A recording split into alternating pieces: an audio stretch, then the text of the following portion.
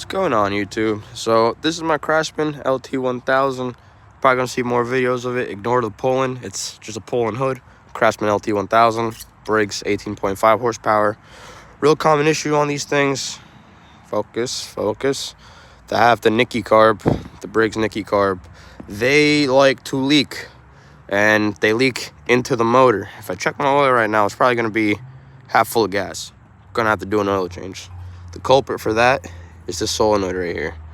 Come on, there we go. But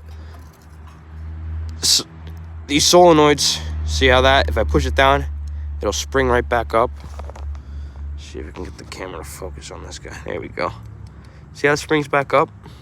When I pulled this out the carburetor earlier, just a minute ago, it was stuck like this. I freed it up, I pulled it back up, sprayed it with some brake clean, and got it to where that spring returns it back up like that.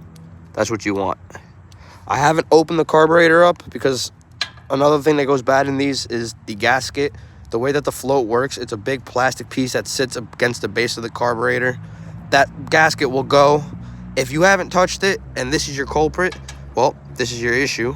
But if you don't have to go into the carburetor, don't go in there because you'll just mess up that gasket and then you're screwed. Another thing to check, see that guy back there? I forgot the exact name of it, but you want to make sure that doesn't have any holes in it. You can see mine's kind of rusty, but it's not broken through or anything, because that's another spot where these carburetors will leak from, but that will be an air leak. So if I go, I'm going to place this right here where you can see it. There we go. If I go over here, turn the key, see how that clicks it back? When I turn the key off, it pushes it up to cut off your fuel. So what would be happening is it would be stuck like this. I'd go shut the motor off, and it'd stay compressed like that, which keeps fuel flowing into the bowl. And then, since it's overflowing, it would just flow right into my block. Wouldn't want to crank over, and just causes a bunch of headaches. I plan on doing a long form video to show you guys in more depth how I actually went about taking this out. It's really simple. You don't even need to take the carburetor off.